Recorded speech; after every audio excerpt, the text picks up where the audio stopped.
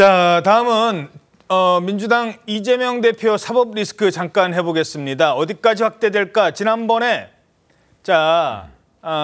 김용전 부원장 1심 판결문이 나왔죠. 이게 지금 얼마나 영향을 미칠까를 따져볼게요. 근데 잠깐만요. 지금 속보가 하나 들어왔습니다.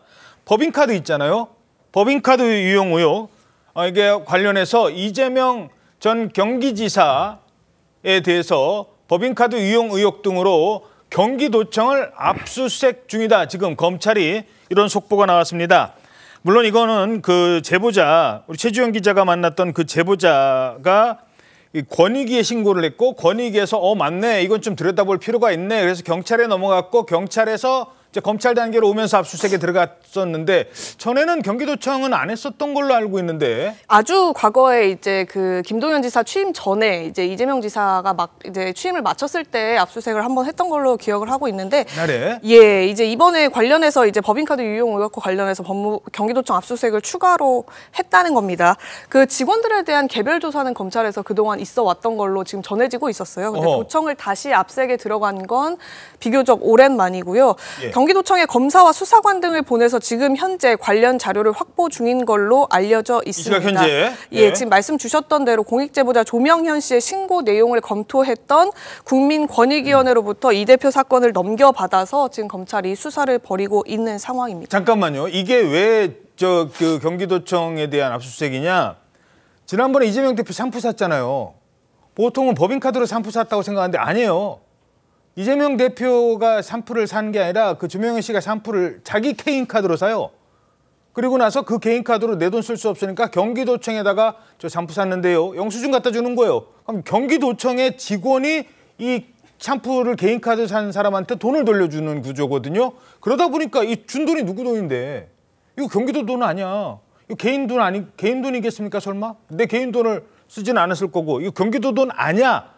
이제 그 부분에 대한 압수수색일 가능성이 높아 보이네요. 아마 그 지금 경기도청 안에 있는 매점과요, 그리고 또 그 카페가 있었잖아요. 그러니까 예. 이재명 당시 지사를 위해서 매일 아침 샌드위치를 배달하느라고 그 경기도청 안에 있는 카페에서 그 장부에 써가지고 거기서도 그 돈으로 나중에 하는 분을 예, 샌드위치를 배달하고 나중에 이제 총무과에서 그 비용을 대줬다 이런 진술도 했었고 매점에서는 거기도 역시나 장부를 썼는데 매점에서 산 개인 물품, 그러니까 그러니까 순회동 자택에 필요한 집기들을 구입하는데 경기도청 내부 매점을 쓰고 거기에 장부를 기록해 놓은 다음에 외상으로 가져가면 나중에 경기도청이 돈을 주는 총무과에서 그걸 또 비용을 지불해 주는 이런 방식을 썼다고 지금 제보자가 누차 진술한 부분이 있기 때문에 아마 매점과 그 카페에 대한 압수수색 관련 조사도 이루어질 걸로 보입니다. 그렇군요. 같은 맥락이라는 겁니다. 자, 다른 사람이 결제하고 아니면 외상으로 가져가고 나중에 그 대금을 경기도청에서 지급을 왜 했느냐, 이 부분에 대한 공통된 것 같습니다. 물론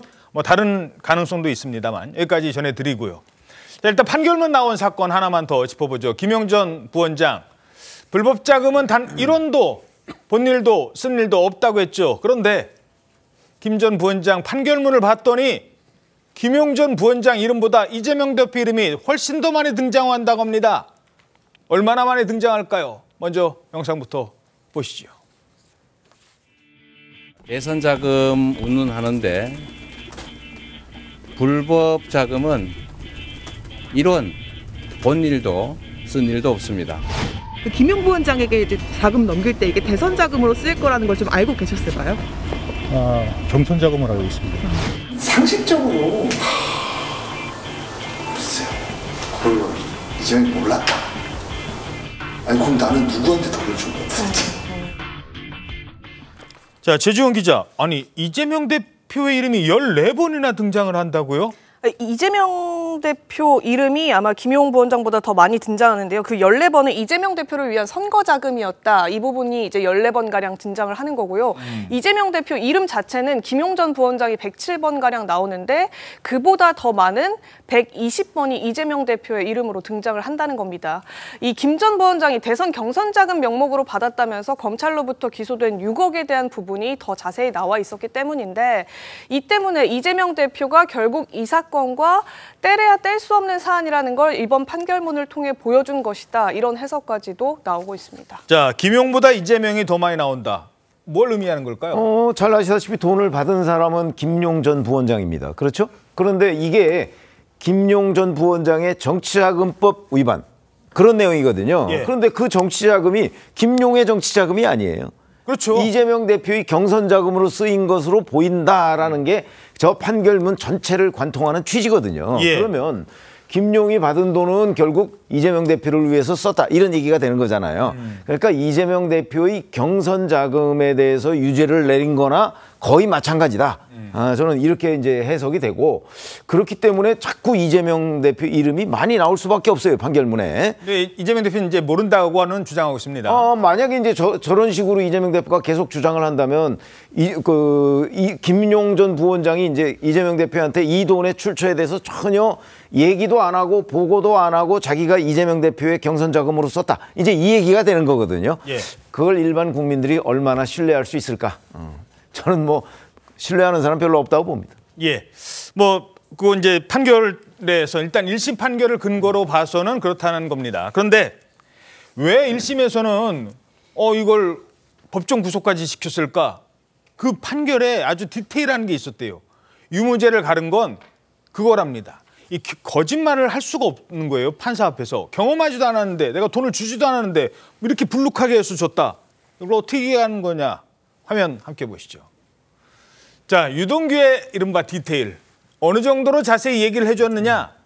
자, 남색 사파리 재킷 입고 왔다. 뭐 이렇게 얘기를 했잖아요. 그날 어떤 거, 이 정도가 아니에요. 어떤 옷을 색깔을 입고 왔느냐가 아니라 그다음에 차를 가봤더니 아이고 차가 굉장히 지저분했어요.